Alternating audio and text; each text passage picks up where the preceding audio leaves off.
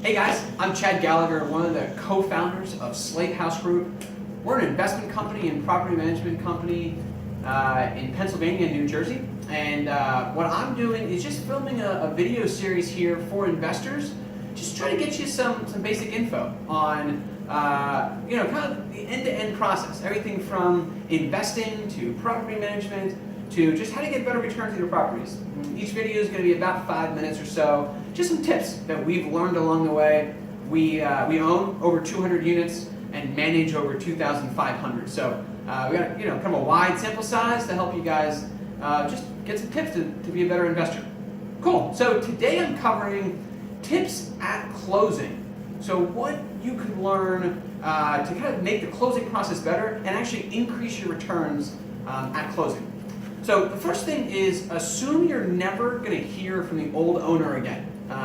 It sounds kind of basic, but every once in a while we've found that owners will say something like, "Oh yeah, I'll get back to you on that," and the reality is they won't, right? So maybe every once in a while you'll have someone who you're buying it from that may get back to you, but in general, after you sign those papers, assume you are never going to hear from that old owner again. So you want everything to be done before you sign the dotted line. Next thing is, so what happens if work needs to be done? We recently bought a property where there was some brick pointing that had to be done, and it was supposed to be done by closing, but the owner didn't have time to do it. So what we decided to do was, the owner actually said that they were still going to do the work in the next 2 weeks. And like I said, you can't really assume that's going to happen. So what we did was we actually put money in escrow and said, great, if it gets done and it passes our inspection, we'll give you the money. We gave them about a month to get the work done. In this case, it turns out the work actually wasn't done in that month, so we just took the money right out of escrow, and that went towards fixing the problem. Cool. The next one is assume the tenants are not actually paying rent on time. So what we found is that most places, the old owner will say, these are long-term tenants, they want to stay, they pay the rent on time. I hope that's the case. I really do. But the usual case is that if someone's selling, a lot of times they're selling because the tenants are not paying rent on time. So we assume tenants are not paying rent on time, and we are really strict from day one. Rent's due on the 1st, and if we don't get rent by the 1st, by the 16th we start the eviction process. So I highly recommend kind of just laying out a policy like that, where from day one, hey, the new owners are in charge, and here's how things are going to work. It works out actually really well for everyone. The next one is to make sure at closing you get keys, leases, and tenant contact info.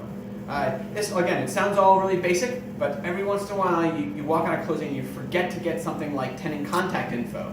You may think it's on the lease, but a lot of times it's not on the lease, and now you're stuck having to go and bang on doors trying to get cell phone numbers. So try to make sure you get all that stuff before closing. The next one is a really key one for us, and that is all security deposits transfer through at closing.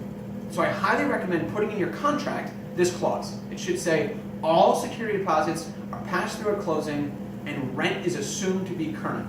So what that means is you basically assume that no matter what, so even if someone is behind on their rent, you're assuming the rent's current and all security deposits get passed through.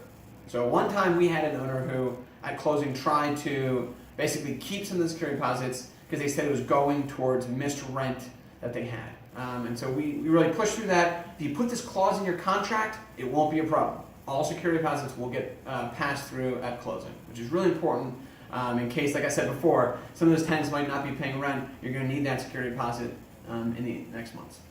Cool. Next one is if you're closing mid-month, assume the tenants have paid in full.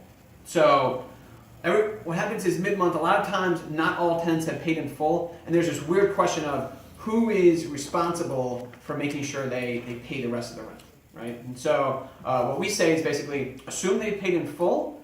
If they haven't paid in full, so let's say you're closing April 15th, right? If they haven't paid in full, then it is the old owner's responsibility to collect April rent. May 1st rent, you'd be responsible for, okay? It's just a really clean way to do it, and that way you're not kind of arguing over who's in charge of collecting what rent. Okay, the next one is Section 8.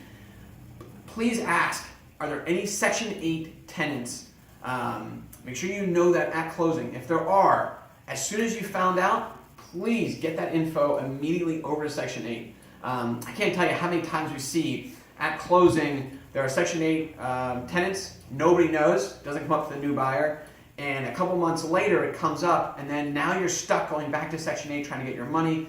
The money was probably sent to the old owner, and good luck getting that. So, please ask if any of the tenants are Section 8, and if they are, make sure you or your private management company gets a note out to the Section 8 group so that you get that new money sent your way.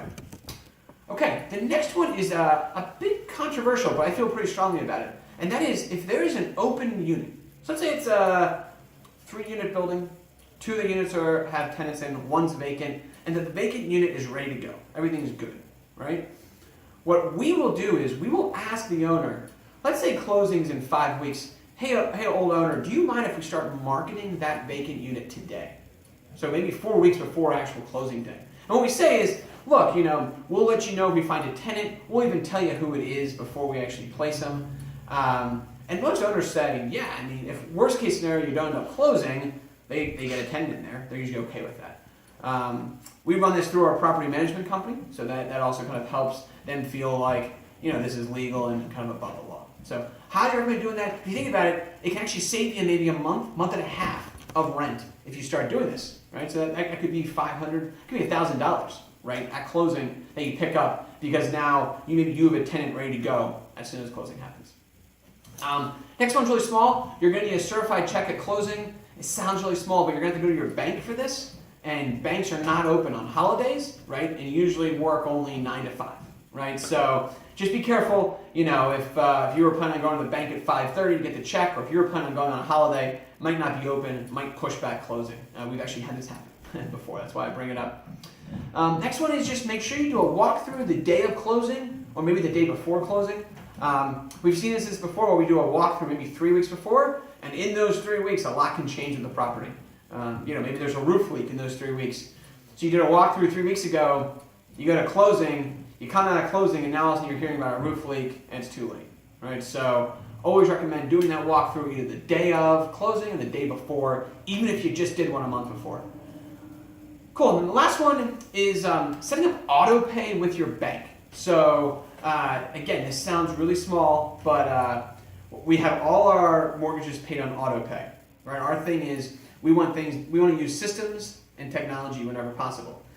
We highly recommend at closing, when the bank is at closing and you're going through all the mortgage statements, actually set up the auto payment right there if you can.